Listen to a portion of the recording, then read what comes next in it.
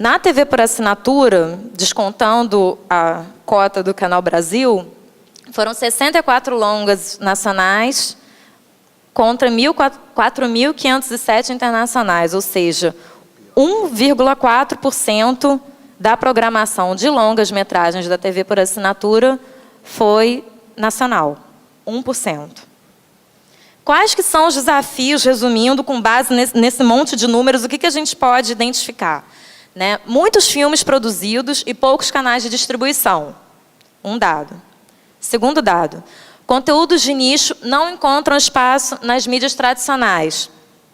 Ou seja, isso também foi mencionado pelo Leandro. Então, às vezes, eu, Daniela, adoro filmes de terror.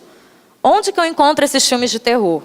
Se eu for ao cinema, olhar lá na programação do shopping, 15 salas de cinema, não tem nenhum filme de terror. Vou ficar com a minha demanda reprimida. Né? Então, onde que eu vou encontrar esses filmes? E isso tudo nos leva à necessidade de encontrar novas janelas de exibição e novos modelos de negócio, para que eu, Daniela, encontre o meu filme de terror na hora em que eu quiser. Bom, se a gente fala que existe uma demanda reprimida, qual que é a dimensão do mercado de exibição? Né? Em termos do mercado de salas de cinema, em 2009 eram 2.000 salas, que dá uma estimativa de uma sala para cada 100 mil habitantes. É muito pouco. E essas salas estão concentradas em menos de 6% dos municípios. Né? Ou seja, hoje em dia, para você abrir uma sala de rua é uma coisa muito difícil. Tem projetos de políticas públicas que estão pensando na reversão desse quadro, mas isso ainda vai levar um tempo até que aconteça. Né? E, além disso, ir ao cinema tornou-se uma atividade elitista. Né? Porque desde a década de 80, quando começou essa migração dos cinemas para os shoppings, cinema não virou apenas ir ao cinema. Virou ir ao cinema, comer a pipoca, parar o carro no estacionamento, levar a família, enfim. É o programa cinema que se tornou caro e acabou excluindo uma boa parte da população dessa atividade. No home video, a gente observa também um movimento de declínio, ou seja, as videolocadoras, que em 2005 eram cerca de 12.000, hoje representam 8.000, ou seja, uma queda de 30%. Em São Paulo, essa queda foi maior ainda, e as locadoras passaram de 4.800 para 2.000 de 2005 a 2010.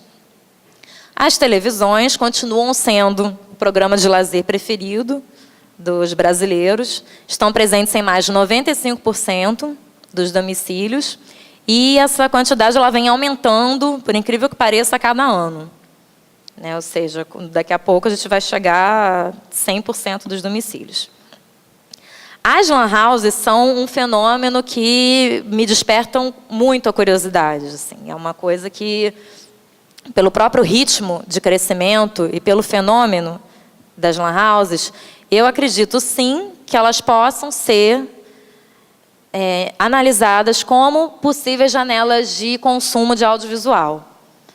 Então, se elas têm acesso à internet, né, consequentemente, elas têm acesso aos filmes que estão disponíveis na internet, e aí é preciso trabalhar uma política de formação de público, ou um projeto, enfim, para que isso seja também utilizado como um possível canal de comunicação com o consumidor de audiovisual.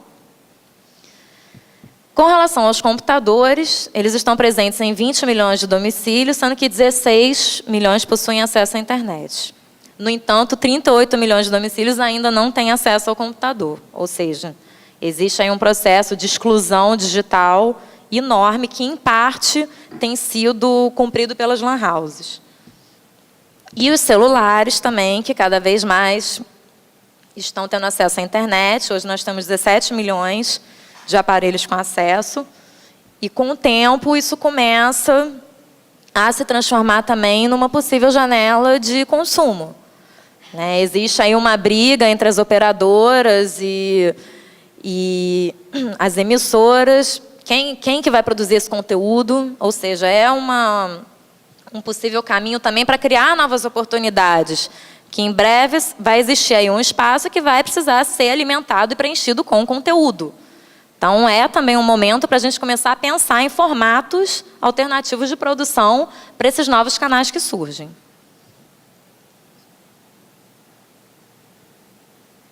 Então, passada o quadro da oferta de equipamentos de consumo, a gente tem aqui uns dados que dizem respeito ao consumo desse conteúdo que é ofertado nos equipamentos.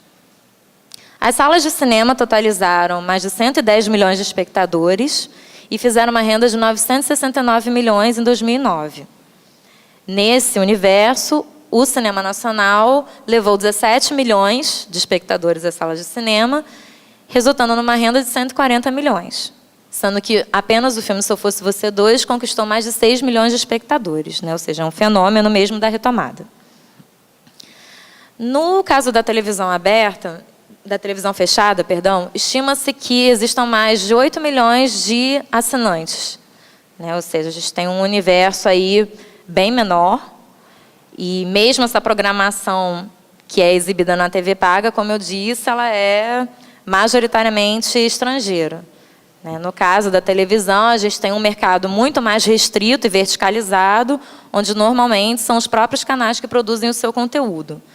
A não ser quando existe uma coprodução via artigo 3º-A ou via artigo 39, mas isso ainda é pouco significativo. Nas lan houses, estima-se que 31 milhões de usuários sejam atendidos por esse serviço, mas de uma forma ainda clandestina, porque a maioria das lan houses não é regulamentada. A gente tem aqui também um problema. E são 68 milhões de usuários de internet, sendo que durante a Copa foram quase 7 bilhões de visualizações de vídeos pela internet. Ou seja, são indicadores que a gente não pode ignorar simplesmente. O consumo está caminhando para um consumo online. Não é que vai acabar o cinema, que vai acabar o vídeo, não é isso. Mas as pessoas estão cada vez mais desenvolvendo um hábito de consumir filmes na internet. Quem aqui assiste filme na internet? Poucas pessoas. Surpresa. Mas, enfim, é um hábito que está se difundindo cada vez mais. E o mercado de games, a gente tem aqui a dificuldade dos indicadores, faltam indicadores mesmo para a gente entender melhor esse mercado, mas a receita global do mercado de games foi de 77 bilhões, equivalendo quase à receita da indústria de filmes. Então, a indústria de games também é uma indústria que a gente tem que ficar ali de olho. Deixa eu passar. Entrando mais especificamente no debate sobre as novas mídias, com o advento da digitalização, uma nova realidade tecnológica se instaurou nos processos de difusão de informação, ideias, conhecimento e cultura. Então, o acesso facilitado aos meios de produção e exibição mudaram todo o cenário do audiovisual como a gente conhecia até hoje. Que foi um pouco a dificuldade apontada também pelo Leandro, de você produzir conhecimento sobre um mercado que está em permanente transição. Você começa a escrever um negócio, daí a pouco aquilo já virou passado e ficou obsoleto. E essa transição, por sua vez, ela está despertando para o surgimento de novos modelos de negócio. Então, a publicidade e alguns programas de televisão já estão percebendo essa facilidade de comunicação nas novas mídias.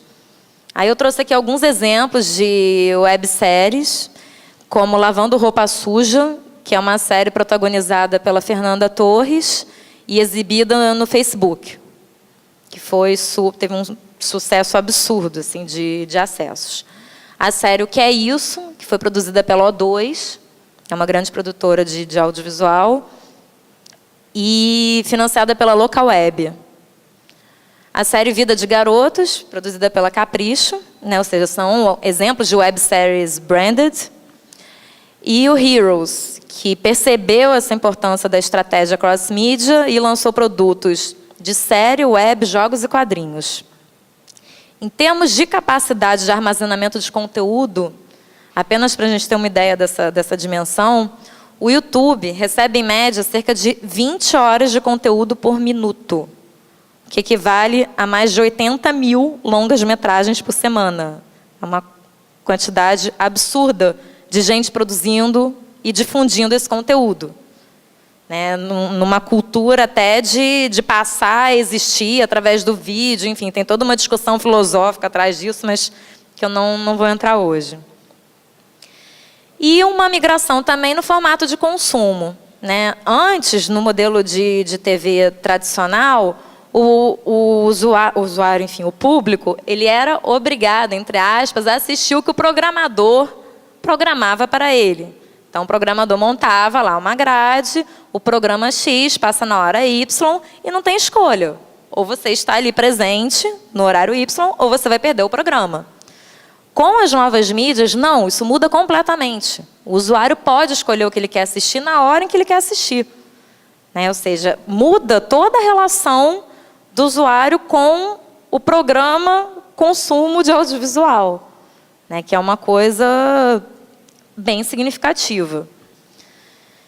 A visualização de vídeos online tornou-se parte essencial da experiência do consumidor e é isso que a gente tem que avaliar hoje. Assim. Então, hoje eu trouxe mais questões do que respostas, eu acredito, porque realmente é um momento de transição.